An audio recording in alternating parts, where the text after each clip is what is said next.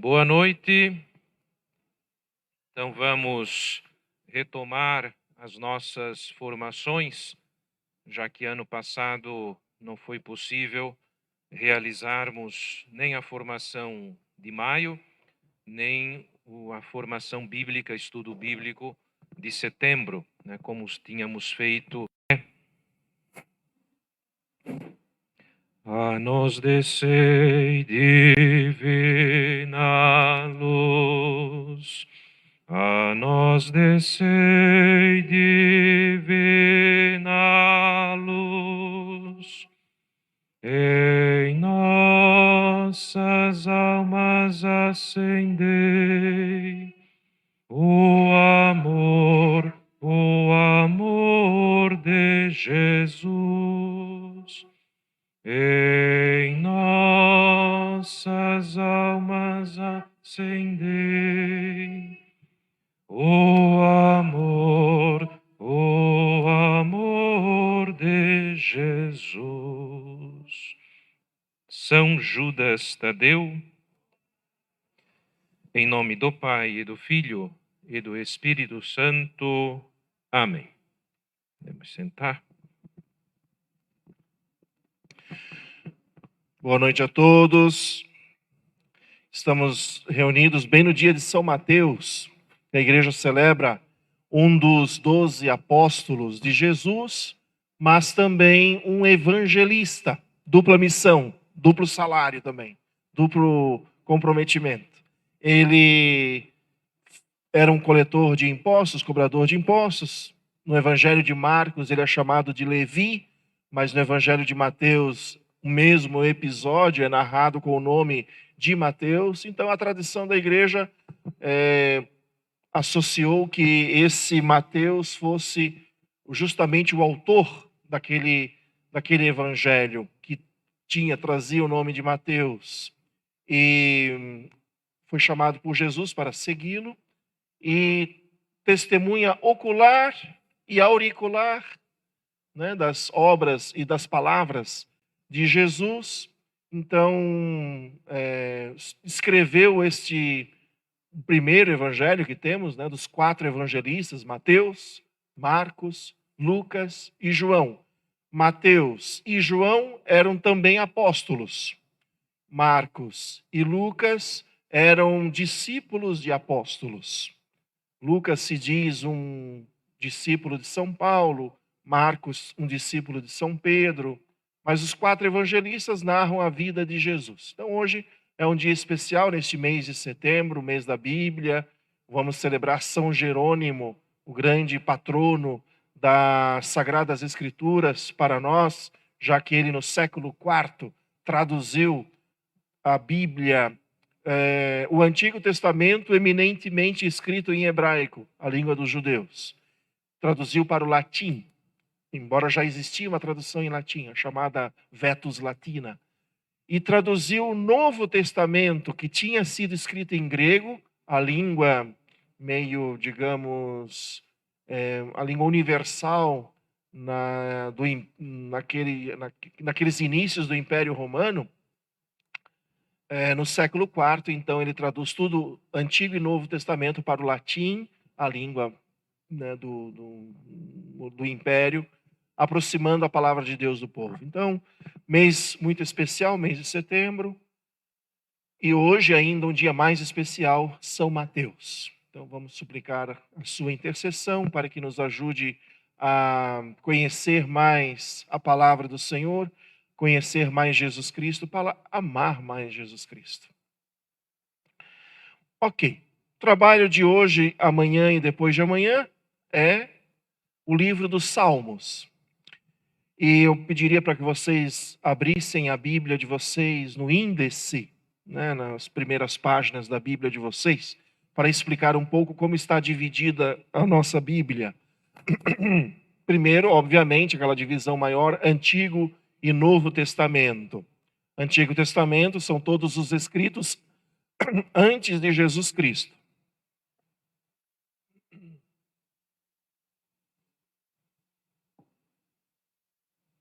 Novo Testamento são os evangelhos, as cartas de Paulo ou dos apóstolos, e o Apocalipse, que são escritos após a vinda de Jesus Cristo. Então vocês vão encontrar Antigo Testamento, alguns vão dizer Primeiro Testamento, porque testamento significa aliança. Então a primeira aliança feita com Moisés, né, praticamente ali começam a ser escritos os livros também. Depois nós nem deveríamos chamar talvez Novo Testamento, mas Novo e Eterno Testamento, porque é assim que Jesus chama, né? Nova e Eterna Aliança. Então, é o Primeiro Testamento e a Novo e Eterno Testamento. Depois, o Antigo Testamento, é mais comum conhecer por Antigo, né? Porque São Paulo chama assim. São Paulo chama de Antigo Testamento. Por isso, mais ou menos, a tradição ficou assim, Antigo. Chamar de Primeiro Testamento é mais moderno, né? Talvez porque a palavra antigo possa ressoar como uma coisa não importante. E não é esse o sentido da palavra antigo, né? Uma palavra antiga que quer dizer apenas que veio até antes, mas não que não seja importante também. Por isso, alguns até preferem a palavra Primeiro Testamento. Mas vamos ficar com o tradicional, Antigo e Novo Testamento aqui. O primeiro bloco de livros se chama o Pentateuco. Penta, como o Brasil, todo mundo tenta, mas só o Brasil é penta, é 5, né? Vem de 5. São 5 livros, os 5 primeiros livros da Bíblia, que narram desde a criação do mundo, lá no livro do Gênesis, até a salvação feita, livro dos Reis, que nos contam a criação da monarquia de Israel, com Saul, o primeiro rei, o grande rei Davi, né, que foi o segundo, Salomão, o terceiro rei, e assim os outros depois.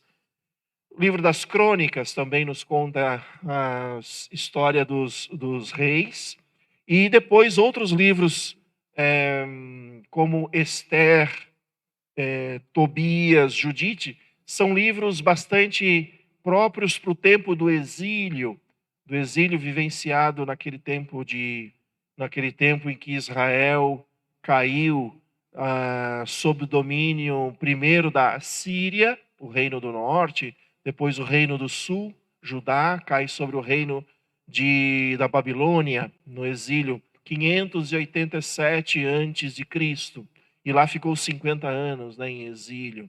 Depois saem do exílio, vem Esdras e Neemias, que relatam a reconstrução de tudo. E depois, quando vem o Império Grego, de Alexandre Magno, mais ou menos 300 a.C., a história é contada um pouco pelos livros dos Macabeus, a história da resistência de Israel e etc. Nesse período, especialmente um pouco pré-exílico, bom, desde Josias, um 700, um rei muito importante de Israel, porque o rei Josias fez uma reforma muito significativa e profunda em Israel, mas mais ou menos 700 a.C., e depois, passando até o exílio, e um pouco depois do exílio, vieram os profetas. Aí é o terceiro bloco de livros. Terceiro bloco, Pentateuco, históricos e os proféticos. Os profetas, então, se espalham em diversos períodos da história de Israel, mas a Bíblia reúne todos eles no mesmo bloco de livros e apresentam os profetas maiores e menores. Os maiores é em extensão, né? O tamanho do livro é maior, por isso se chama maior e menor. Aí podemos Isaías, Jeremias, Ezequiel, são os maiores. E aí os menores, os menores, que são Miqueias, Sofonias, Naum, Abacuque, são livros curtinhos. Então os 12, os profetas todos. E um quarto bloco de livros, que é o que nós vamos estudar, nós chamamos de livros sapienciais ou poéticos. Livros sapienciais ou poéticos. Quais são? São 7 esses livros. No índice da Bíblia de vocês, deve estar logo depois dos livros históricos, entre os históricos e os proféticos. São Jó, Salmos, Provérbios, Eclesiastes, Cântico dos Cânticos, Sabedoria e Eclesiástico. Bom, são 7 livros. 2 deles, como os Salmos e o Cântico dos Cânticos, eles não são propriamente sapienciais. Eles são mais poéticos mesmos. Eles são compostos até com rimas e com estrofes, com refrão, com melodia, com ritmo, com rima, com uma organização própria de um estilo literário poético, que nós sabemos é diferente do gênero literário narrativo, o discursivo, uma conferencial, enfim. Uma coisa é fazer um discurso, outra coisa é declamar uma poesia, né? Então, Salmos e o Cântico dos Cânticos, eles se enquadram como livros poéticos dentro da Bíblia.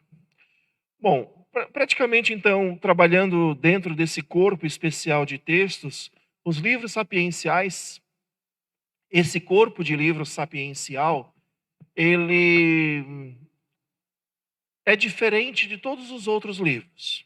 Porque o Pentateuco, ele conta a história, a criação do mundo, depois a história do Êxodo, da libertação do Êxodo, e especialmente as leis que Moisés, primeiro os 10 mandamentos, mas depois todas as leis que Moisés deixou para o povo de Israel, para viverem tanto no deserto quanto depois na terra prometida, para que eles permanecessem fiéis a Deus. Por isso a gente chama de primeira aliança, o primeiro contrato, né? Aliança é isso, contrato, né?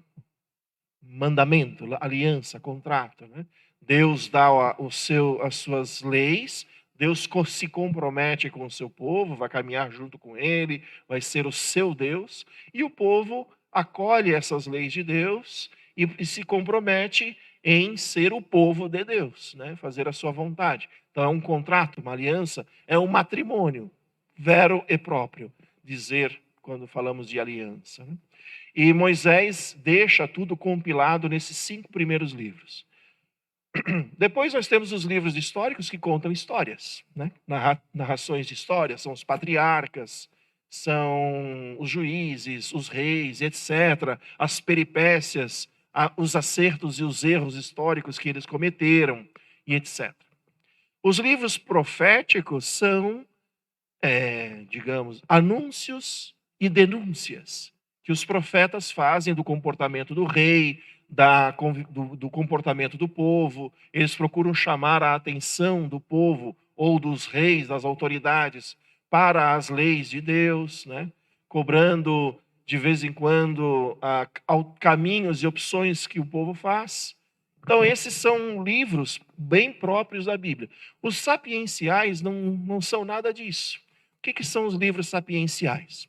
São conselhos, são sugestões, orientações que os sábios, reunindo digamos, do próprio povo, ao longo de milênios, até mesmo antes da criação de Israel, já se compilavam provérbios, ditados, parábolas, ensinamentos que eram muito úteis para o dia a dia.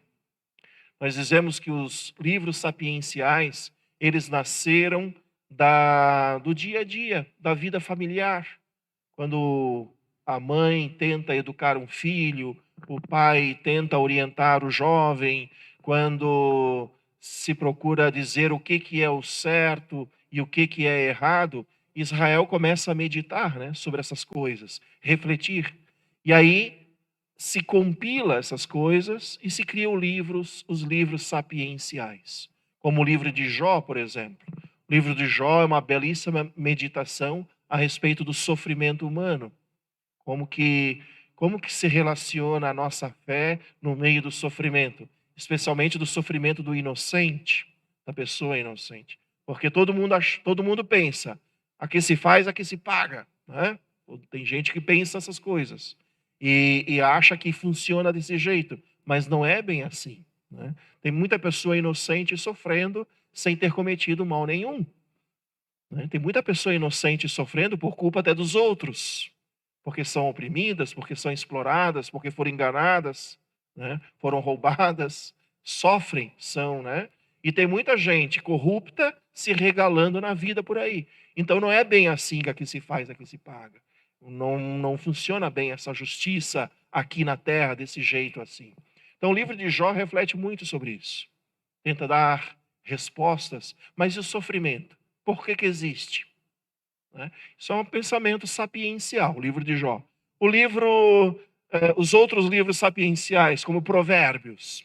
Provérbios é um livro que elenca, que reúne todos esses ditados ao longo de séculos de reflexão da própria comunidade a respeito do bem viver, fazer a coisa justa, evitar a coisa errada. Especialmente iluminados pela graça de Deus, pela sabedoria de Deus, optar sempre pela justiça, pela coisa boa. E perceber que, de fato, muitas vezes, a gente viu que nem sempre, mas de fato, muitas vezes, o mal que nós fazemos recai sobre a nossa cabeça. Não é verdade? Também é verdade, isso é verdade. Algumas vezes, sim. O mal que nós fazemos recai sobre a nossa cabeça. Reflete sobre nós mesmos, estragamos nossos relacionamentos, destruímos a nossa comunidade. Então, os livros proverbiais, esses livros sapienciais, eles querem dizer, meu filho, procura ser justo, procura fazer aquilo que é correto. Procura trabalhar, não seja preguiçoso. Respeite o pai, respeite a mãe. Dedique-se na comunidade a fomentar amizades. Né? Então, os livros sapienciais querem nos ajudar essa arte. Né? Tenha atenção pelos pobres, respeite, né, a vida matrimonial. Então, são verdadeiramente conselhos que são reunidos ao longo dos séculos e que os escribas depois colocam por escrito. Tanto assim será o livro do Eclesiastes, Eclesiastes ou Sirácida, porque é o nome do autor do livro, né? Jesus ben Sirac é o autor desse livro. Então, nós chamamos também de Sirácida ou Eclesiastes. E tem um outro livro chamado de Eclesiástico ou Coelet, porque Coelet era uma espécie de líder na Assembleia, e por isso é chamado de o homem da Assembleia, o Coelet, que Kahal em hebraico significa Assembleia, né? Então Coelet é quem dirige a Assembleia. E o Cântico dos Cânticos são poemas de amor,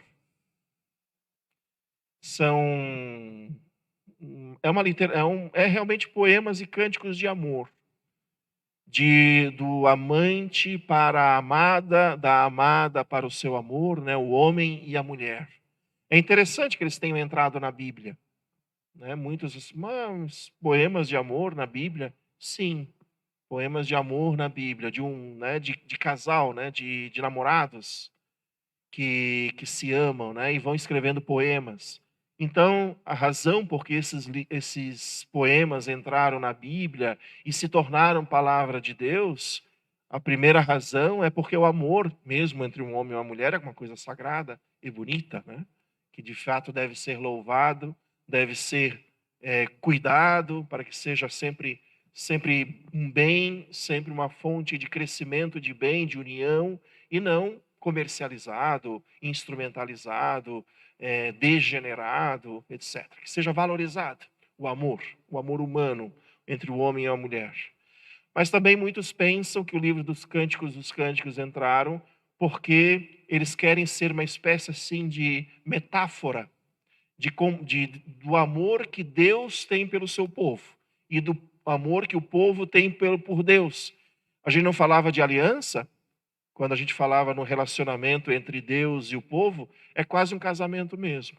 Na saúde, na doença, na alegria e na tristeza, nossa fé, né, nossa comunhão com Deus deve ser sempre contínua. Então, o Cântico dos Cânticos celebra isso também, o amor fidelíssimo que Deus tem por nós, que não nos abandona, mesmo que a gente seja rebelde, mesmo que a gente seja pecador, mesmo que a gente vire as costas, mesmo que a gente desobedeça, Deus está sempre demonstrando o seu amor. Mas também o amor que nós somos chamados a ter em resposta por Deus. Então, um livro muito bonito do Cântico dos Cânticos. Talvez até o São João tenha utilizado, aparentemente São João teria utilizado o livro do Cântico dos Cânticos para falar de Jesus. Num episódio bastante interessante, na ressurreição, quando Jesus ressuscitado, na manhã do domingo da ressurreição, quando Maria Madalena vai ao sepulcro, ela não encontra, né, Jesus lá no sepulcro, apenas o sepulcro aberto, o corpo de Jesus tinha desaparecido, e ela começa a procurar Jesus. E daí ele se encontra com Jesus e pensa que ele é o jardineiro. Né? Pensa que é o jardineiro. Mas né, quando Jesus pronuncia Maria, seu nome, ela reconhece o Senhor. O terceiro poema do Cântico dos Cânticos é muito semelhante, porque narra a história da amada que procura o seu amor. E que, não encontrando, pergunta ao jardineiro: sabes aonde o puseram? Você o viu, você o encontrou? Então, alguns pensam, parece que São João se inspirou no Cântico dos Cânticos para falar dessa procura pelo ressuscitado, né? Por Cristo ressuscitado. Bela imagem, portanto.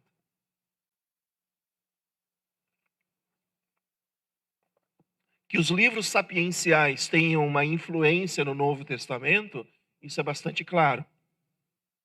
Jesus gostava muito de provérbios e de parábolas, né? Usava parábolas, usava essa sabedoria do dia a dia, né, das profissões, das pessoas para falar do reino de Deus.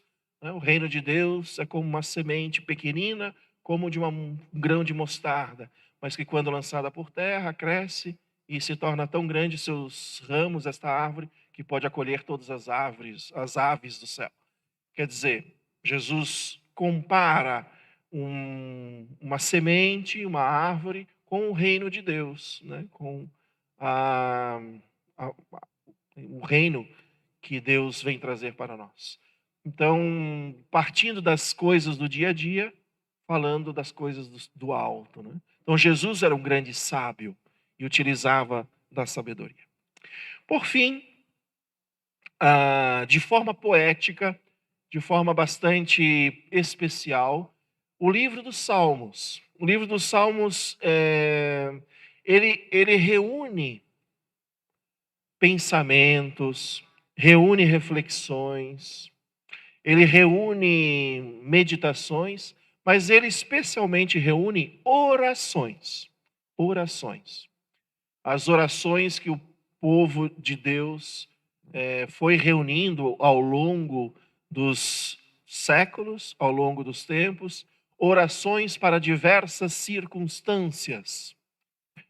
Podemos assim também nomear, porque nós temos orações para quando o povo está marchando em direção de Jerusalém, nós temos orações para quando o povo entra dentro do templo, nós temos orações quando a pessoa está abatida e triste, temos orações de louvor e gratidão por um sucesso acontecido, temos orações individuais de uma pessoa que reza a Deus porque se sente injustiçada, ou porque está enferma, ou porque está à beira da morte, ou uma oração de gratidão de uma pessoa porque louva a Deus pela vida, pela colheita. Temos orações coletivas, né, quando Israel lamenta a destruição da cidade, são os salmos de lamentação. Temos orações onde Israel canta a entronização do rei. Então, orações para diversas circunstâncias.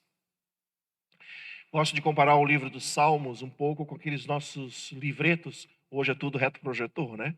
Antigamente, nós utilizávamos livros para cantar.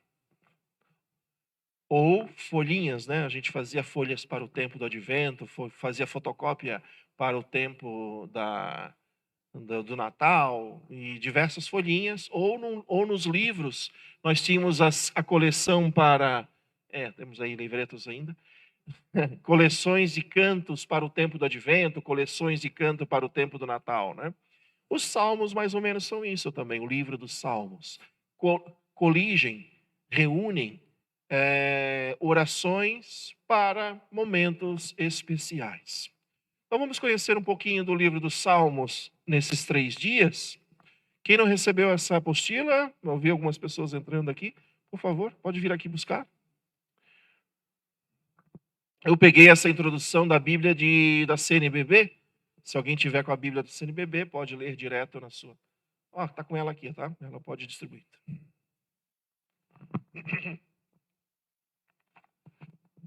A Bíblia de Jerusalém também traz uma introdução muito boa.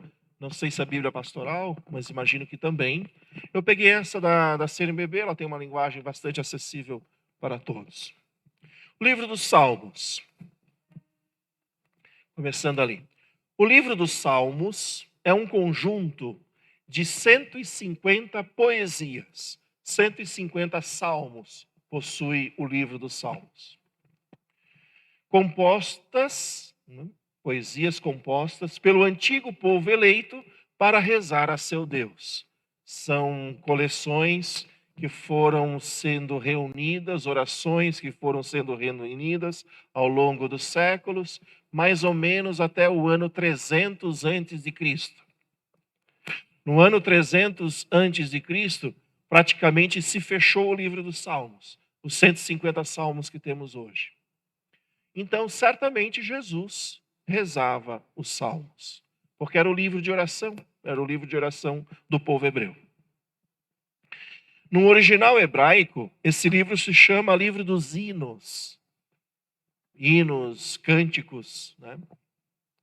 Mas nem sempre se trata propriamente de hinos no sentido estrito. O livro dos Salmos reúne diversos tipos de texto. Às vezes é um hino, às vezes é uma meditação, às vezes mas a maioria das vezes são cânticos, né? Cânticos e hinos. O nome Salmos vem da tradução grega da Bíblia. Sabemos que a Bíblia foi escrita em hebraico, a língua do povo de Deus, mas nos anos 300 antes de Cristo, quando o povo hebreu já vivia disperso por diversas regiões além da Palestina ou da terra de Israel, já tinha um grupo no Egito, lá em Alexandria, já tinha grupos lá no Oriente, né, na Antioquia, tinha gente já em Roma, tinha gente espalhado, né, judeus espalhados. Eles decidiram traduzir a Bíblia para o grego, porque era a língua do império dominante naquele tempo, né? Mais ou menos os anos 300 antes de Cristo. Alexandre Magno, que era um macedônio, né? Nasceu na Macedônia, mas ele praticamente foi talvez o maior império em extensão, maior até que o Império Romano, o Império Grego. Foi inclusive até a Índia, chegou até a Índia, dominou muito o Império de Alexandre Magno. E a língua grega era, portanto, a língua franca, né? A língua de comunicação entre todas as colônias do Império, inclusive a colônia judaica. E por isso acharam que deveria se traduzir a Bíblia do hebraico para o grego, porque provavelmente muitos judeus já não sabiam nem mais direito o hebraico, sobretudo aqueles que não viviam mais em Israel. E na Bíblia, aqui entra as duas palavras. Em hebraico, este livro se chama Tehillim, hinos. Tehillim, hinos. Traduzindo, né, a palavra Tehillim significa hinos. Mas na tradução grega eles chamam de psalterion. Psalterion. E daí vem a palavra salmo para nós, psalmos. E a palavra psalterion é um instrumento musical. É um estilo uma harpa. Estilo uma harpa. Não sei se uma harpa, uma cítara. É um instrumento de cordas que fica se dedilhando. Esse era o psalterion. Então, muito provavelmente, esses salmos eram acompanhados do psalterion, ou seja, desse instrumento musical à base de cordas, né? Ficavam lá dedilhando, cantando, fazendo melodias, né? A palavra grega psalmos indica a música tocada num instrumento de cordas chamado psalterion, como acabei de dizer, semelhante à lira, a cítara, né, parecido, a harpa, só que a harpa é um grandona desse tamanho, psaltério é quase um banjo, assim, um violãozinho, assim, mas ele é um instrumento meio compridinho e tem lá, depende 5, 6 cordas onde ficam dedilhando, que era utilizado certamente utilizado, talvez um dos instrumentos, né? Existiam outros instrumentos musicais, tambores, né? O último salmo da Bíblia o último salmo da Bíblia, vamos lá, até deve ter. Do índice, passemos agora ao livro dos Salmos. Está mais ou menos no meio da Bíblia, né? Do Antigo Testamento. Depois do livro de Jó, que é o primeiro livro sapiencial, vem o livro dos Salmos. E o último salmo da Bíblia, do livro, o Salmo 150, ele justamente traz quase como a título de... eu fico assim, me divertindo, pensar nesse pensamento, de que para encerrar o livro dos Salmos, vamos colocar agora todos os instrumentistas a cantar, né? Então temos lá, aleluia, uma bela palavra para iniciar, louvai a Deus em seu templo, louvai-o no seu poderoso firmamento, a sua morada, né? Louvai-o por suas façanhas, por seus feitos, né? Louvai-o por sua grandeza imensa, por ele ser Deus, por ele ser o nosso Deus, sua grandeza imensa. Louvai-o com toque de trombeta, primeiro instrumento musical. Louvai-o com cítara e harpa. Louvai-o com dança e tambor. Louvai-o com cordas e flauta. Louvai-o com símbolos sonoros. Louvai-o com símbolos retumbantes. Todo ser que respire, louve o Senhor. Aleluia.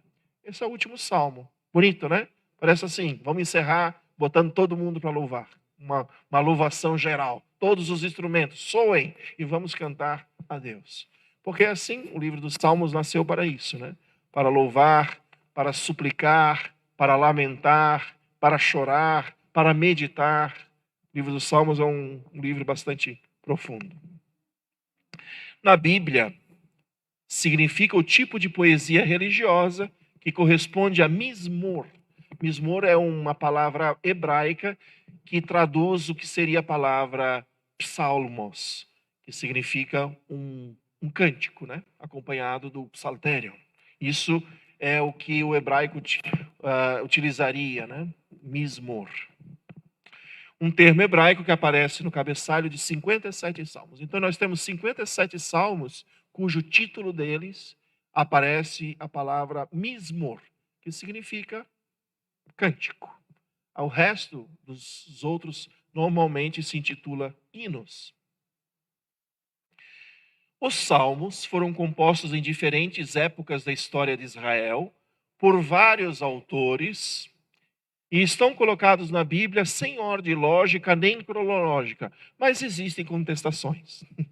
Alguns pesquisadores acham que o livro dos Salmos é bem organizadinho e, de fato, ele seria... Bom, vai aparecer lá a divisão e a numeração, né? Os 5 livros dos Salmos. Há, no entanto, salmos de caráter idêntico, reunidos em pequenas sequências, como os salmos de Romaria. Então, existem verdadeiras organizações dentro do salmo. Não é 150 salmos jogados ali. Eles possuem uma certa ordem.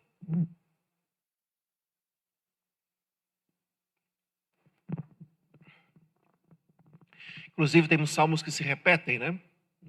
Temos salmos idênticos, uma cópia do outro. A única diferença entre eles é o nome de Deus. Em um se chama Elohim, no outro se chama Yahvé, mas é o mesmo salmo. Então, provavelmente esses salmos foram sendo organizados e elencados a partir de de uma pessoa que compreendia, digamos, a necessidade de colocá-los em ordem. Muito bem, 150 salmos, um livro de orações. Vamos seguir adiante aqui. Acho que algumas informações, as mais importantes, estão aqui neste livro. Uma divisão e a numeração. A imitação do Pentateuco, como eu comentei, os 5 primeiros livros da Bíblia, formado por 5 livros, por esse o nome, né? 5 rolos. Pentateuco significa 5 rolos, porque era o formato dos livros naquela época, né? Não era essa encadernação que a gente tem. Eles tinham rolos, né? Onde eles começavam a leitura girando, né? Uma haste. Se tivesse aqui assim, aí eles começavam a girar aqui, o texto ia passando, né? O texto ia passando de uma haste para outra, eles ficavam enrolando. Quando terminavam, daí eles viravam e aí continuava lendo no verso até chegar de novo. Vocês imaginem o problema que é tentar achar um texto no meio do livro, né? Então não dava, tinha que ler o livro inteiro, terminar o livro para depois recomeçar de novo, e eles ficavam lendo trechos por trechos, aí, né? E cada semana um trecho. Eles ficavam lendo, aí ficavam enrolando do rolo, né? Para poder ler. Não é que disse, pega aquela passagem tal. Não dava. Aí a encadernação, a invenção do livro foi uma ótima coisa, porque nos facilita o acesso direto a um ponto do texto, né, que nós queiramos. A mesma coisa é capítulos e versículos. Na Bíblia não tinha até a Idade Média capítulos e versículos. Aqueles números maiores e menores que nos orientam, né, para encontrar uma passagem. Capítulo 1, versículo 15. Não existia até a Idade Média. Era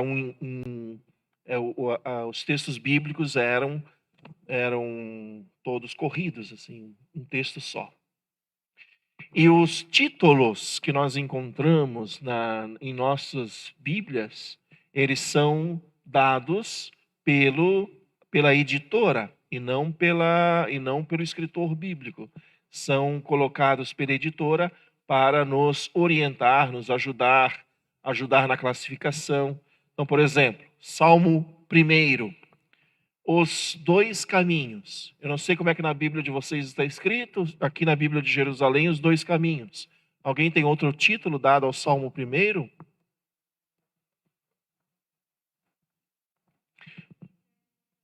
Feliz quem segue o bom caminho. Tá? Que Bíblia é? Da CNBB. Como? Escolher o caminho da vida. Não, esse é o primeiro versículo. É o título, aquele negrito que tem ali em cima, né? Depois embaixo do salmo. Os 2 caminhos. Isso é um título dado pelo tradutor aqui, né? Não é palavra de Deus que eu quero dizer, né? Porque não é o autor sagrado que colocou esse título. Ele foi dado pela editora, no caso pela Paulus, na minha Bíblia aqui. E capítulos e versículos a mesma coisa. Não estavam presentes, né? Vamos à divisão e numeração. Uma informação interessante. Então, a imitação do Pentateuco, formado por 5 livros, também o livro dos Salmos, se agrupa em 5 livros. Por exemplo, o primeiro bloco, Salmo 1 até o Salmo 41, ele é o primeiro dos 5 livros.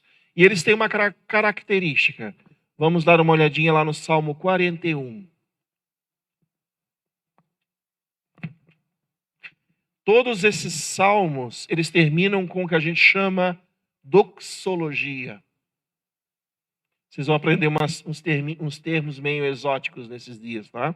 Mas eu explico todos. Doxologia vem do grego doxa, que significa louvor. Então, doxologia é um louvor. É um louvor que se oferece, que se apresenta a Deus. Então, quando a gente diz louvado seja o Senhor, estamos fazendo uma doxologia. É um termo mais técnico, né? Então, lá no Salmo 41, vocês notam que o versículo 14 é um louvor. Bendito seja o Senhor, o Deus de Israel, desde agora e para sempre. Amém, amém. Essa frase, ela passa a impressão de ser uma frase conclusiva de toda essa coleção de 1 a 41. E vamos lá agora no Salmo 72.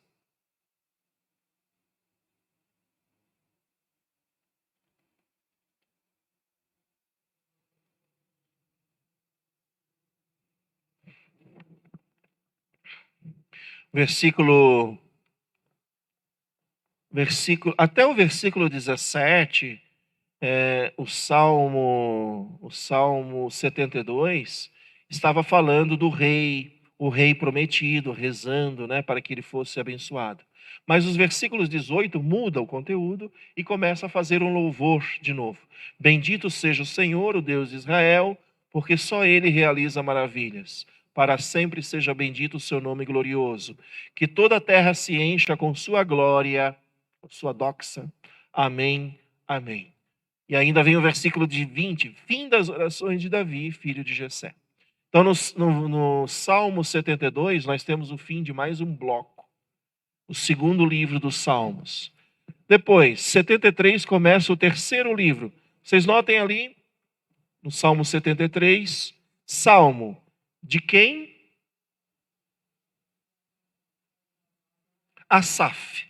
Asaf. A maioria dos salmos, eles têm como autor, eles são atribuídos a Davi. Assim como normalmente os livros sapienciais são atribuídos a Salomão. Assim como normalmente os livros legais, as leis, são atribuídos a Moisés. Os livros poéticos, esses salmos, são normalmente atribuídos a Davi. Por quê? Porque Davi era famoso por ser um cantor. Vamos ver se eu vou conseguir achar.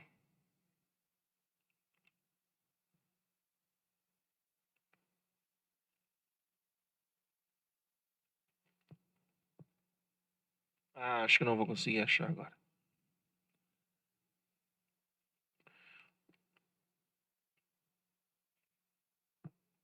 O momento em que nós encontramos Davi cantando para Saul, o primeiro rei. Davi na corte. Capítulo 16 do primeiro livro de Samuel.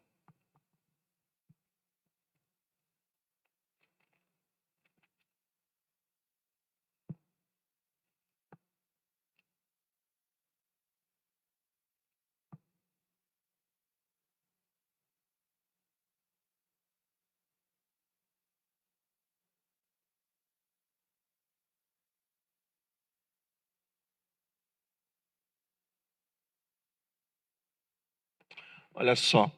Capítulo 16, versículos 14 a 23. Eu vou resumir a história para não lermos tudo, né? Não temos tempo de lermos textos assim compridos. Saul, quando se sentia atormentado, aqui a Bíblia fala atormentado por um espírito, né? Mas podemos dizer, quando se sentia angustiado, com problemas, preocupado, atormentado, ele pedia para que alguém viesse ajudá-lo, a consolá-lo. O que eles faziam? Versículo 23.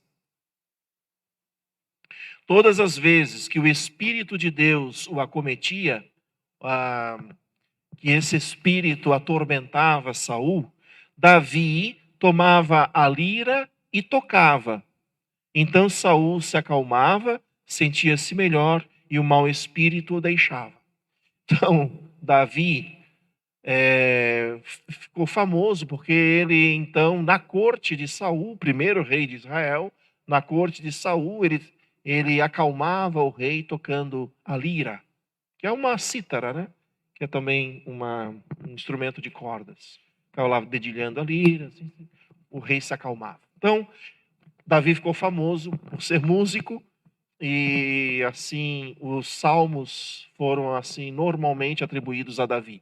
Mas sabemos que Davi não compôs todos os salmos. Até mesmo aqueles que têm o nome de Davi, digamos a verdade. Mesmo aqueles que têm o nome de Davi. Talvez é assim, quando eles não... É igual Santo Agostinho, né? Quando a gente não sabe quem é o autor de um pensamento, a gente diz sempre Santo Agostinho, né? Ah, como dizia Santo Agostinho. E aí, ele hoje é o Papa Francisco, né? Hoje, qualquer coisa a gente diz Papa Francisco, como diz o Papa Francisco.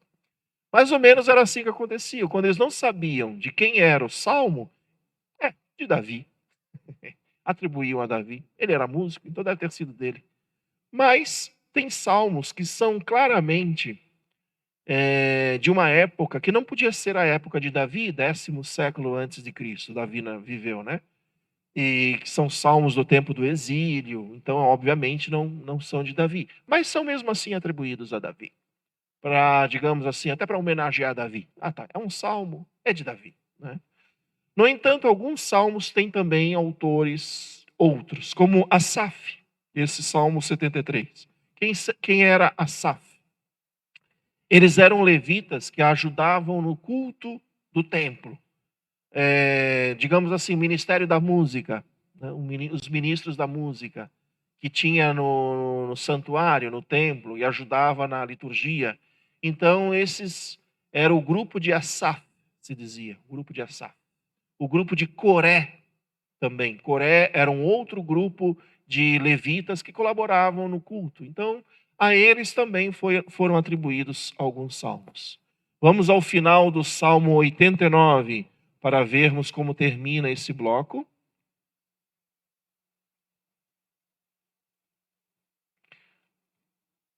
Salmo 89, poema de Etã, o indígena. Interessante, né? Etã. Como é que se termina o Salmo 89, versículo 53? Bendito seja o Senhor para sempre. Amém. Amém. Notem que cada livro dos Salmos, e são somente esses Salmos que terminam assim, os outros não, né? Os outros não terminam de forma normal. Esses são os únicos Salmos que terminam assim, com essa doxologia. Por isso, os estudiosos começaram a perceber que existem 5 livretos, 5 blocos dentro do livro dos Salmos. Depois, Salmo 90 até o Salmo 106.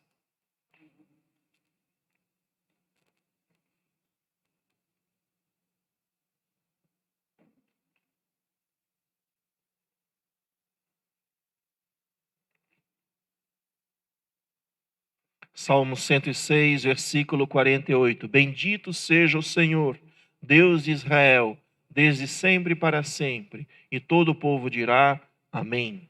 Aqui nós terminamos mais um bloco de textos. E por fim, do 107 até o último, que justamente termina com a grande doxologia de todos os instrumentos musicais. Portanto, temos 5 blocos de livros dentro do livro dos Salmos. E aqui eu recordo de novo aquela imagem do nosso livreto de cantos. Nós temos o grupo de cantos para o advento, e é um grupo de uma coleção de músicas para o tempo do advento. Grupo de cantos para o tempo do Natal, e aí é uma coleção de músicas para o tempo do Natal. Ou seja, o livro dos Salmos também é organizado em 5 blocos. Cada livro termina por uma doxologia, já expliquei o que é, isto é, uma aclamação de louvor a Deus. Ao serem traduzidos para o grego, aqui entra uma problemática bastante interessante.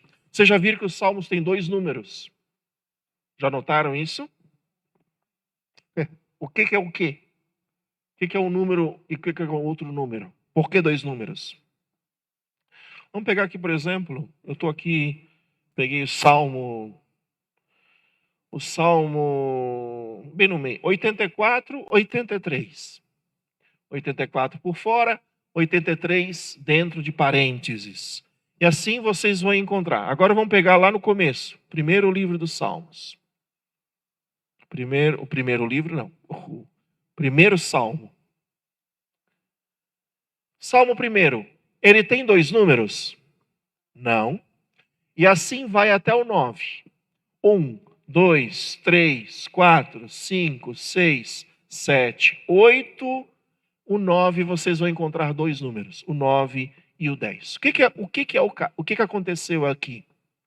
Nós temos duas traduções, na verdade. Nós temos a tradução hebraica e a tradução grega dos Salmos. E o que aconteceu? O Salmo 10, ele era um salmo... Vocês notem ali na Bíblia de vocês, quem tem a Bíblia de Jerusalém já vai notar, que ele é um salmo alfabético. Ou seja, cada estrofe começa por uma letra do alfabeto hebraico. Então, nós temos o alfabeto hebraico, que são aquelas letras que estão ali do lado. Ó. Aleph é a primeira letra do alfabeto hebraico. Bet, Gimel, Re, Vav, Zain, Het, Tet, Yod, Kaf, Lamed, Mem, Nun, Samek, Ain, Tzade, Kof, Resh, Shin, Sin, Tav. São 22 letras que o alfabeto hebraico possui. E cada estrofe começa, todas as palavras daquela estrofe, no começo da linha, começam com aquela letra. Bonito isso, né? Parece um acróstico. O que é um acróstico? Nós temos uma palavra e colocamos uma frase começando, por exemplo, a palavra... vamos fazer um acróstico bem bastante bonito aqui. Existe um acróstico cristão, que é a palavra grega iktis. Iktis em grego significa peixe. Por isso vocês já devem ter visto muitas vezes o peixe como um símbolo cristão, né? O peixe como um símbolo cristão. Porque a palavra grega iktis, pegando a palavra i, nós temos a palavra Iesus. Depois temos o ri, que é a segunda letra grega, que dá a palavra Christos. Christos em grego, né? Depois o tal, que em grego dá a palavra theos, Deus, em grego. Depois nós temos o ri, que dá huios, que significa filho em grego. E a última é a sigma, o sigma grego, que dá a palavra soter, que significa salvador. Então a palavra iktis, em grego, dá Jesus Cristo, Filho de Deus Salvador. Cada letrinha completa essa frase bonita, né? Jesus Cristo, Filho de Deus Salvador. Por isso muitos utilizam o peixe como símbolo de Jesus Cristo, né? Um símbolo, porque o nome peixe dá essa frase bonita, né? Isso é um acróstico, nós chamamos de acróstico. Cada letra é os namorados, né, apaixonados, pegam o nome das suas amadas, né, e dizem lá Maria, M de... O quê? Maravilhosa, aí, ó, apaixonada aqui, achamos uma. E aí vai dando uma palavra bonita, né, para cada letra. Então a gente chama isso de acróstico. Bom, os hebreus faziam isso com salmos. Eles pegavam uma letrinha do alfabeto e compunham uma estrofe com todas as linhas com aquela letra. Estavam apaixonados por Deus, né? Beleza, podemos pensar assim, né? Estavam poéticos, né? Se sentindo com essa poesia, né, nos lábios. Os salmos alfabéticos, como eles são chamados, muita gente se pergunta qual é a finalidade, por que faziam salmos alfabéticos? Pode ser por causa disso, né? Uma poesia, né? Tem o sentido talvez até um sentido educativo, de alfabetização mesmo, né? Então, ajuda a decorar. Agora eu vou uma estrofe, uma palavra com A, no caso do nosso alfabeto, uma com B, uma com C, a gente decora mais fácil. Talvez o salmo alfabético seja um salmo mnemônico, isto é, para ajudar a memória, para ajudar a memorizar. Pode ser a finalidade também. Muitos dizem assim, é porque o alfabeto engloba todas as letras e tudo que nós exprimimos, tiramos do alfabeto, né? Nada escapa do alfabeto. Então, o alfabeto tem uma ideia de plenitude, de completo, de pleno. Então, meio que o salmo quer dizer, nós vamos louvar a Deus com todas as letras. Nada pode escapar desse louvor a Deus. Então, há muitos sentidos, né, para o uso desse salmo alfabético. O Salmo 10 era um salmo alfabético. Só que a Bíblia hebraica dividiu esse salmo em dois. Vocês notem ali, versículos de 1 até 21, a Bíblia hebraica colocou como Salmo 9. E depois, de 22 até 39, eles colocaram como Salmo 10. E aí começou a duplicar na Bíblia hebraica, enquanto que na Bíblia grega não. Na Bíblia grega o salmo permaneceu unido. Não sabemos a razão por quê, mas isso foi uma obra feita no terceiro século, né? No terceiro século, quando houve essa organização do livro. Não sabemos por que digamos, o organizador do livro dos Salmos dividiu em dois este Salmo 10, que claramente é um salmo só, né? Deveria ser um salmo só. O fato de ser alfabético até indica que ele foi composto junto, né? Só que a gente até mais ou menos entende. Porque o Salmo de 9 até 21, ele tem uma temática. Lá no versículo 22, ele muda a temática. Ele passa a ter um outro argumento. Então, talvez seja por isso que o organizador da Bíblia hebraica tenha dividido os salmos. E assim vai, então, o que nós podemos dizer? O número menor, portanto, aquele que está entre parênteses, representa a numeração na Bíblia hebraica. E o número maior, no caso da Bíblia de Jerusalém, talvez na Bíblia de vocês seja o contrário, o número maior esteja dentro de parênteses e o número maior fora. Isso depende do autor, da editora, né? Mas no caso da Bíblia de Jerusalém, o número maior está fora. Representa a numeração na Bíblia grega. Ok? Enquanto que o número menor representa a numeração na Bíblia hebraica. Vamos lá. Acompanhando toda essa confusão aqui através da apostila, talvez fique até melhor.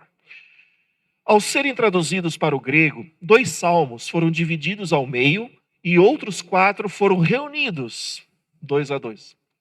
Não fiquem espantados, porque não tem nada de ruim que não possa ficar pior.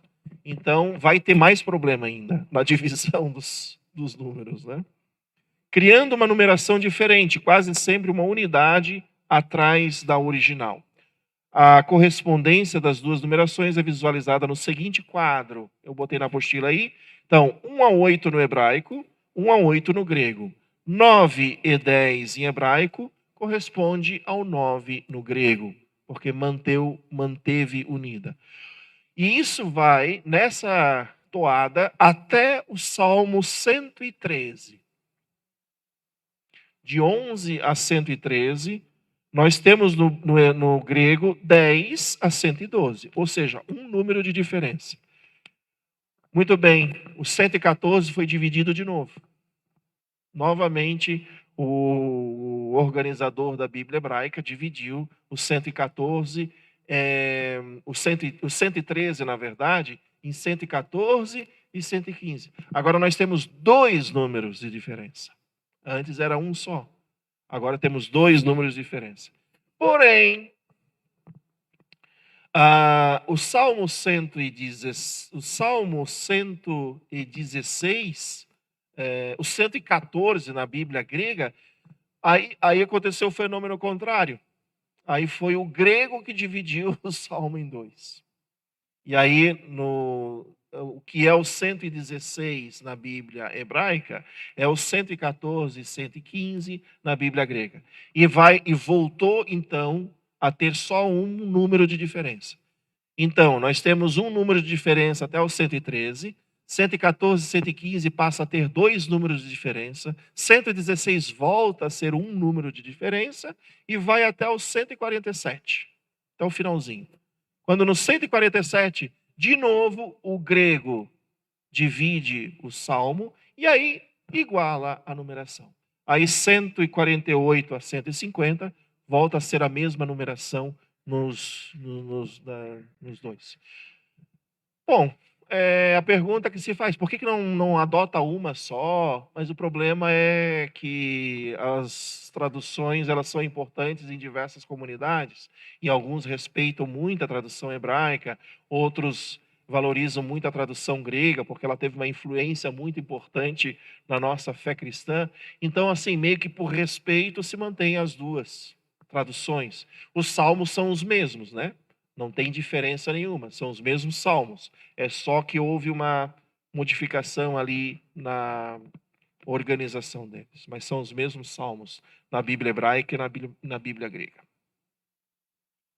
Aqui na Bíblia, a CNBB, seguimos aqui a numeração hebraica, adotada em todas as edições modernas da Bíblia, inclusive da Nova Vulgata, que é a tradução latina da Igreja Católica, né, Nova Vulgata, conservando a numeração grega entre parênteses. Então, na Bíblia da CNBB, provavelmente o número menor está fora, né? Quem tem a CNBB, o número menor está fora. Essa é a numeração hebraica. E a grega, que é maior, está dentro de parênteses, é isso? Ao contrário?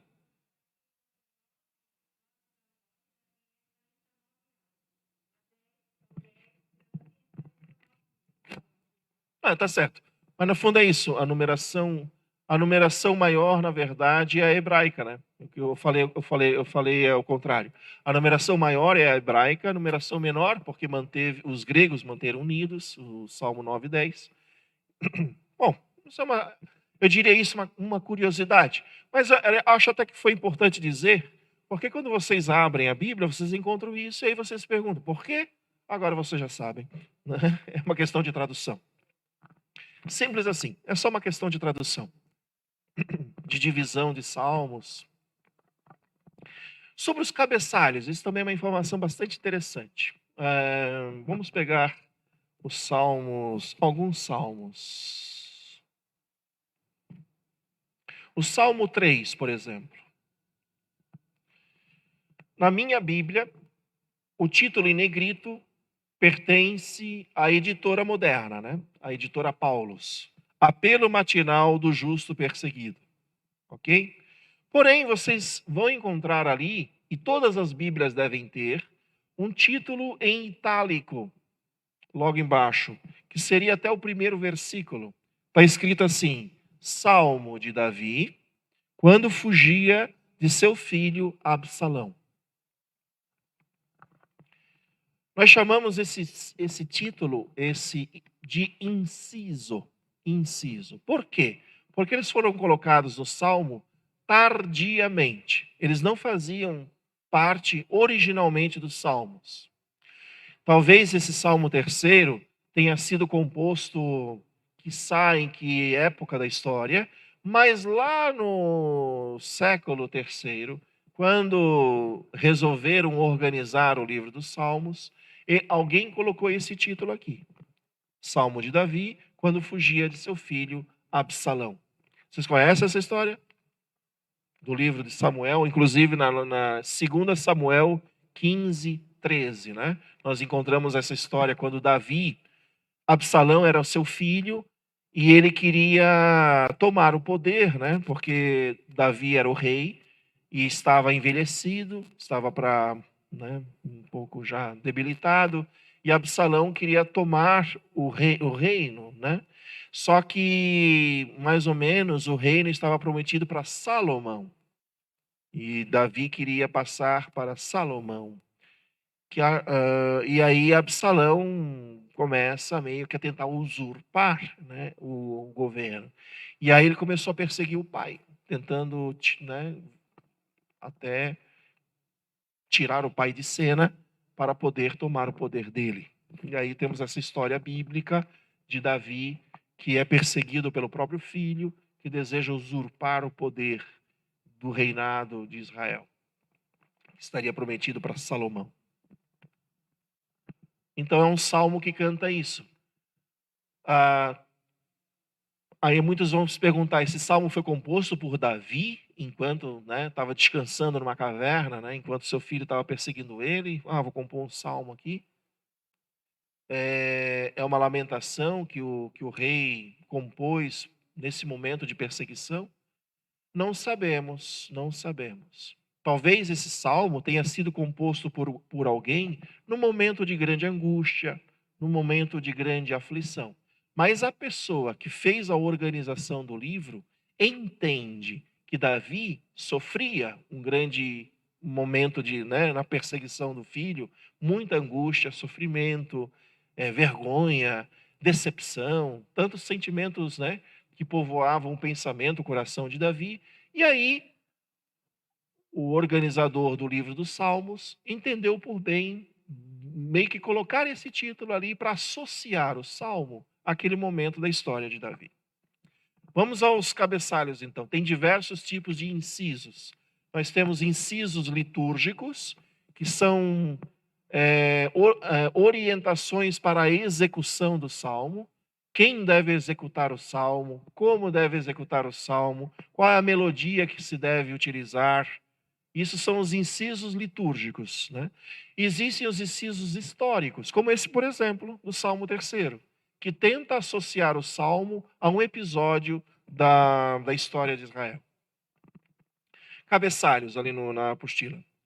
Numeração dos versículos, com exceção de 34 deles, os salmos trazem cabeçalhos, que são muito antigos, eu diria do século III, mais ou menos.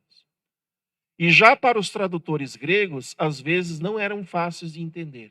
Realmente, os títulos aqui aparecem às vezes assim, reticências. Parece que a pessoa que fez a organização dos salmos não estava entendendo bem o que eram esses títulos. Os cabeçalhos não são os títulos temáticos que nas edições modernas da Bíblia encimam os salmos, como, por exemplo, apelo matinal do justo perseguido. Esse é um título temático, tentando mais ou menos fazer um resumo do que é o salmo.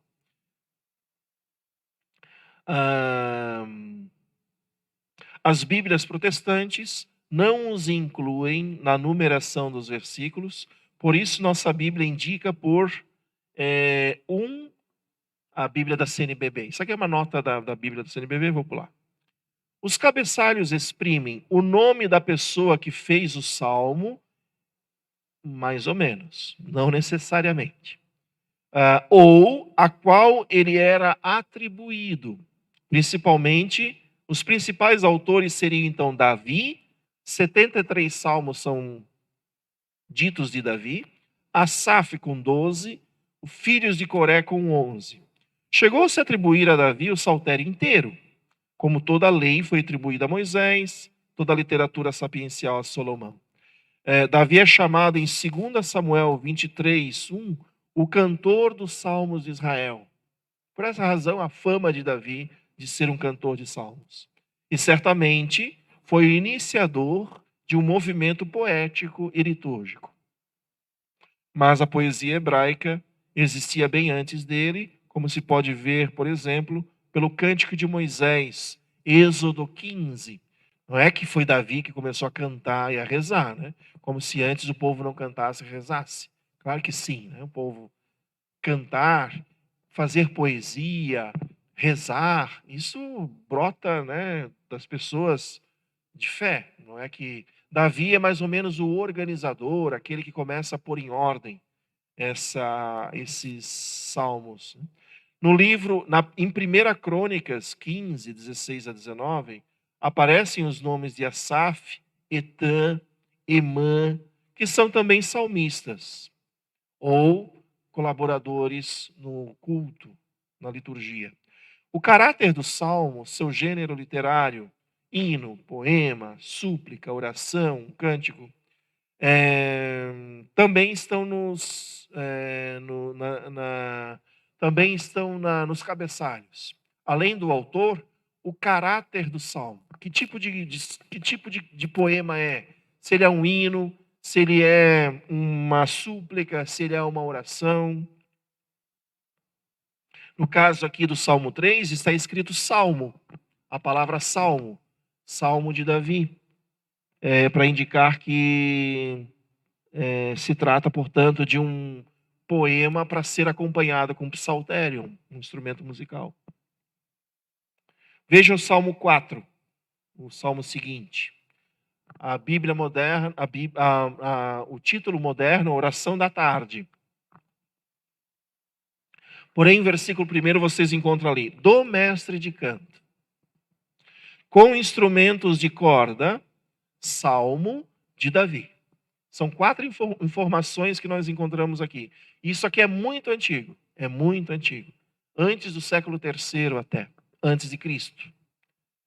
Do mestre de canto indica quem deve meio que administrar o salmo, quem deveria reger, quem deveria conduzir o salmo. É o mestre do cantos, o coordenador do ministério de música, o mestre de canto. É ele que vai puxar o salmo.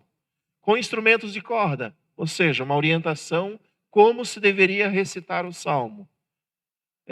Salmo, para indicar o que se trata de um salmo, e de Davi, o possível autor dele. Então, 4 informações muito antigas, já colocadas nos salmos, que aqui a gente chama de incisos litúrgicos, para dar orientações da execução do salmo, mas também incisos históricos.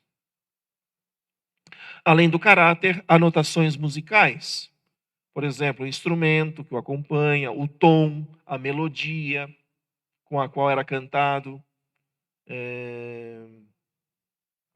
Olha só o Salmo 6, do mestre de canto, com instrumentos de corda, sobre a oitava, ou seja, orientando inclusive como Salmo de Davi.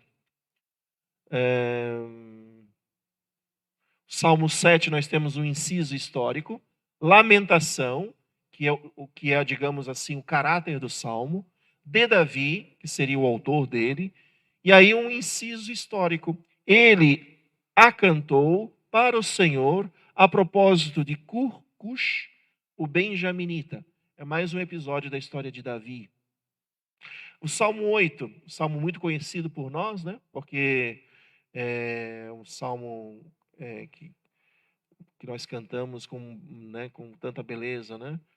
Quando vejo as obras de teus dedos, a lua e estrelas que fixastes, que é o homem, Senhor, para dele te lembrares, e um filho de Adão para vires visitá-lo, o perfeito louvor recebes da boca dos pequenos e dos pequeninos, né? Então, um belo salmo esse, um belo salmo.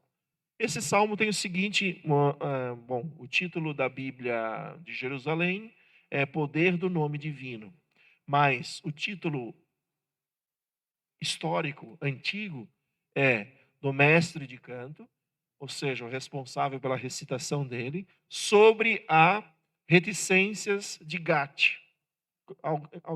Deve ser igual em todas as Bíblias, né? Está todo mundo vendo isso, né?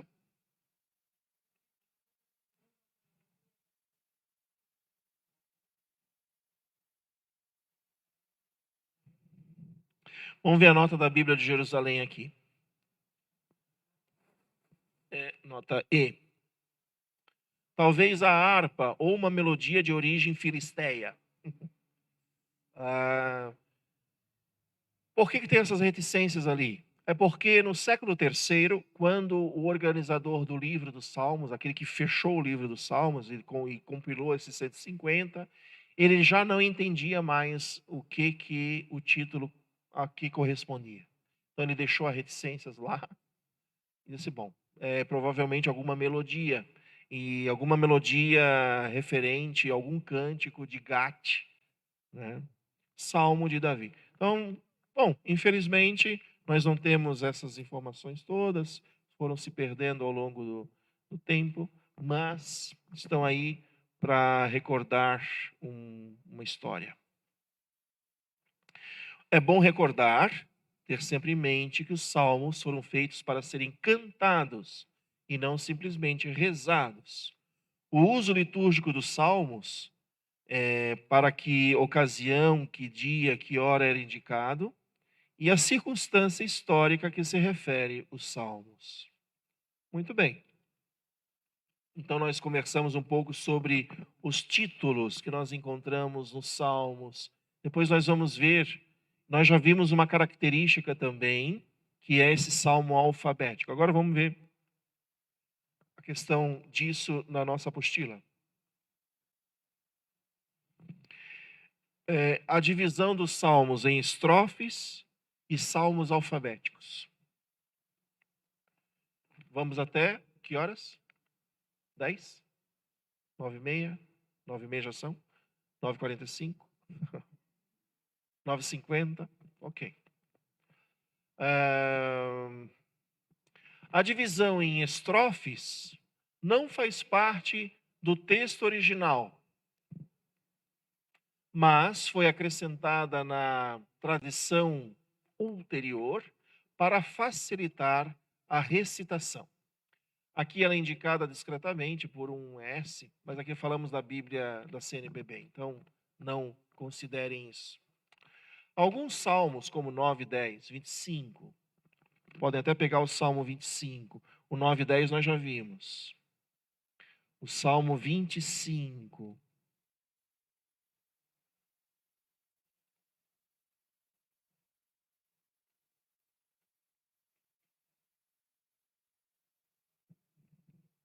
Vocês notem que ele é também um salmo alfabético.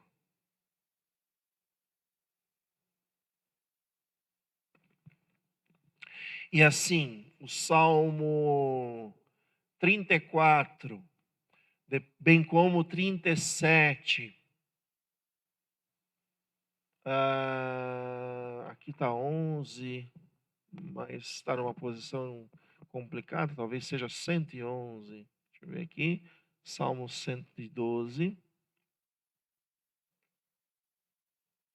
Salmo 102, o Salmo 111. Aqui está 11, vocês colocam mais um 1 aí na frente, que é o Salmo 111, ele é um salmo alfabético, bem como o Salmo 112, igualmente, o Salmo 119 e o 145. Então são 1, 2, 3, 4, 5, 6, 7, 8. 8 salmos, 8 poemas alfabéticos. Ou seja, cada estrofe, ou cada versículo, depende dele, cada estrofe, eles iniciam cada estrofe com as sucessivas 22 letras do alfabeto hebraico. Como, porém, isso não transparece na tradução, aqui existe um grande problema, né? A nossa tradução em língua portuguesa perde completamente a poesia, né? Isso é um drama, porque, no fundo, é difícil traduzir poesias, né? Porque uma poesia tem toda uma força de ritmo, de métrica, de rima, que quando a gente traduz, como é que a gente consegue reproduzir? Vocês já viram músicas que vocês conhecem de um cantor estrangeiro, mas quando canta em português é bem diferente até, né? Tentam fazer quase uma espécie de paródia parecida, porque tentam colocar um pouco de ritmo, mas aí fica aquela opção. Ou a gente traduz literalmente o conteúdo, ou a gente tenta colocar um pouco de rima. E aí a gente tem que mudar as palavras, porque não dá para fazer rima, porque as palavras são as mesmas. E aqui entra a nossa realidade do livro dos Salmos. Eles foram compostos para serem cantados em hebraico. Na nossa Bíblia, em língua portuguesa, eles têm uma tradução literal, tecnicamente priorizando o conteúdo dos salmos, e não a métrica e a rima, mas priorizando a mensagem, né? A mensagem. Só que aqui entra um belo de um problema, porque quando a gente fala de poesia, às vezes a forma é mais importante do que o conteúdo. Não é assim? Existem expressões, a gente até chama assim, licença poética.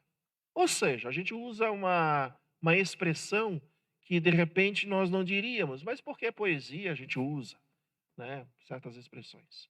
Então, traduzir isso literalmente em outra língua cria uma bela de uma dificuldade, né? De que de repente nós estamos traduzindo uma expressão que foi feita para ser ter uma força poética, mas que literalmente fica estranho. Dá um exemplo aí, deixa eu ver, dá para dar. Por exemplo, né, a gente diz aquele provérbio: água mole em pedra dura, tanto bate até que fura. Água dizer água mole já é uma coisa estranha, né? Água mole, né? Mas é quase uma necessidade, né? Porque dizer a água líquida eh, em pedra dura, tanto pinga até que a perfura. Perde a ritma, perde a métrica. Então, em vez de dizer a água em estado líquido, põe água mole mesmo, né? Então, em nome da poesia, da melodia, se usa um termo que não é muito adequado, mas melhora a sonoridade. Fica mais sonoro, fica mais bonito. Tanto que a gente decora rápido, né? Água mole em pedra dura, tanto bate até que fura. Até tem métrica, tem ritmo, tem, né? Então a gente faz uma licença poética para quem é chato e diz assim: não, água mole, não, tanto bate, a água não bate na pedra, a água fica pingando, é ela que, né, para perfurar, né? Então, se alguém for fazer exigência de conteúdo, né, numa expressão como essa. E aí a gente precisa ler os salmos também com bastante atenção, porque eles foram feitos para serem poemas e músicas. Mas vocês não querem fazer um curso de hebraico, né, para aprender a... Não, deixa assim mesmo. Fiquemos com... Mas os nossos salmos, mesmo em língua portuguesa, eles são bonitos, né? E há uma tentativa, né, na tradução portuguesa de trazer um pouco de poesia. E há uma tradução que tenta ser literal em relação à mensagem, ao conteúdo, por respeito à palavra de Deus, mas que ao mesmo tempo se faz um esforçozinho de ser uma coisa poética, ter uma métrica. Vocês notem, né, que, por exemplo, ali o Salmo 1, primeiro, se pegar pegarmos qualquer salmo, nós notamos que eles têm uma estrofe mais ou menos da mesma. Não, Salmo primeiro até que não. Mas o Salmo, digamos assim, um Salmo quinto, o Salmo 5, as estrofes têm um certo tamanho, um certo tamanho.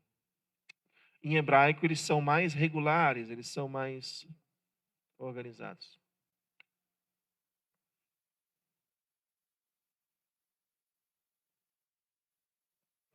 Como, porém, isso não transparece na tradução, né? Aqui está falando dos salmos alfabéticos. Obviamente que nós não temos o alfabeto português, né? Nós temos que só saber que são alfabéticos, mas os nossos salmos, eles não são alfabéticos em português. Eles são em hebraico, mas não são em português. Ok. Querem fazer uma pausa um pouquinho? Descansar um pouco? Não? Tudo bem? Tocamos direto? Falta 5 minutos. Vamos rezar um salmo. Pegamos o salmo primeiro. Nós pegamos o último, vamos pegar o primeiro agora. Para encerrarmos.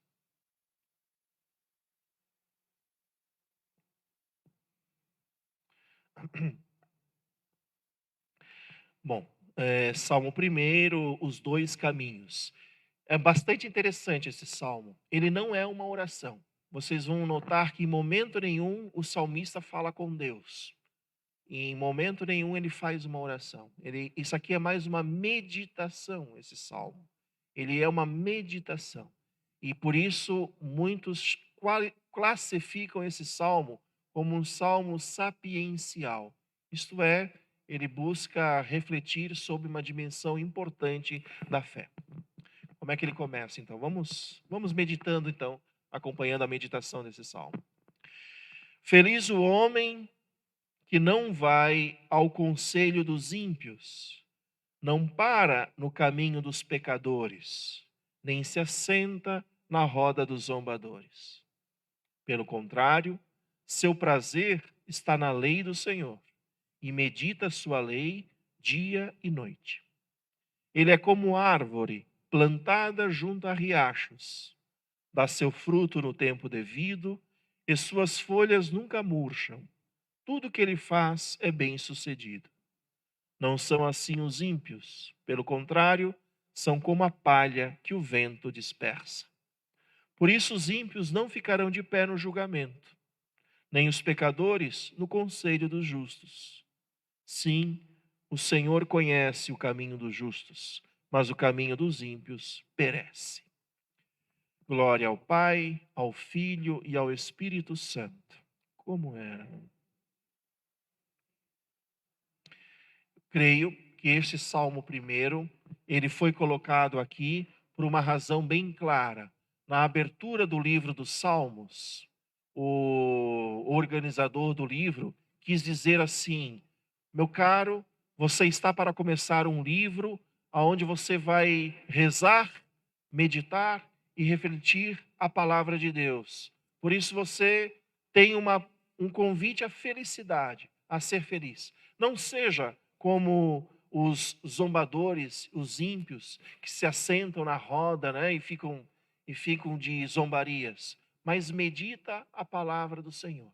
Porque quem faz isso, ele é como uma árvore plantada à beira de um riacho. E nós sabemos, né, como é que é uma árvore plantada à beira do riacho. Ela tira, né, daquele riacho, tira a sua fonte de vida, seu alimento. Assim é também a pessoa que medita a palavra de Deus. Ele é como uma árvore, ele é fincado, ele está enraizado e bebe, né, da fonte de vida que é a palavra de Deus, a energia, a força, seu alimento para produzir bons frutos e ser sempre verdejante, uma pessoa vigorosa e não uma pessoa desanimada, desiludida, abatida, acabrunhada, mas uma árvore verdejante. Por quê? Porque medita a palavra de Deus. O contrário são os ímpios, diz o texto, né, do Salmo. É como a palha. Palha levada pelo vento, né? A palha não tem raiz, a palha não se enraiza. A pessoa que é jogada para cá, é jogada para lá, é a pessoa que não medita a palavra de Deus, é a pessoa que não se radica na palavra de Deus. Ela vem uma moda, ela segue aquela moda. Vem outra moda, ela passa para aquele pensamento. Um diz aqui uma coisa, ela segue aquele pensamento. É uma opinião para cá, porque ela não tem raiz, ela não tem fundamentos, ela não medita a palavra do Senhor. E essa pessoa palha, como diz o salmista, se dispersa, né? Ela não, né? Enquanto que aquele que medita a palavra de Deus é como uma árvore, fincado, tem sua solidez, né? Como Jesus, grande mestre de sabedoria, que provavelmente rezava esse salmo e meditava isso, também ele fala, né? Quem escuta as minhas palavras e as põe em prática é como um homem que constrói a sua casa sobre a rocha. Pode vir tempestade, pode vir enchente, pode vir, né, vento forte, mas a sua casa permanece sólida, porque está fincada sobre a rocha. E essa rocha, portanto, é a palavra do Senhor, né? A palavra de Deus. Viver e colocar em prática a palavra de Deus. E aqui esse primeiro salmo está meditando sobre isso. Meditar a palavra de Deus faz de nós pessoas mais firmes, mais sólidas, mais fundamentadas, mais radicadas, né, naquilo que é o nosso alimento, a nossa seiva, né, que é a palavra do Senhor. E esse é o primeiro salmo. Vocês notem, não é uma oração. Em momento nenhum o salmista diz: ó Senhor, dai-me luz, dai-me sabedoria. Esse é um salmo que está na abertura do livro para dizer para nós: procurem rezar, procurem meditar. E aqui está uma proposta, né? Um livro dedicado para isso, rezar e meditar a palavra de Deus. Então é um belo salmo esse primeiro, é um belo salmo, um belo convite, né? Uma bela expressão de encontrarmos de fato na palavra de Deus raiz, fundamento, solidez, princípios, né, que governam a nossa vida. Glória ao Pai, ao Filho, ao Espírito Santo, como era no princípio, agora e sempre. Amém. Amanhã vamos falar de gêneros literários, tipos de salmos, na verdade.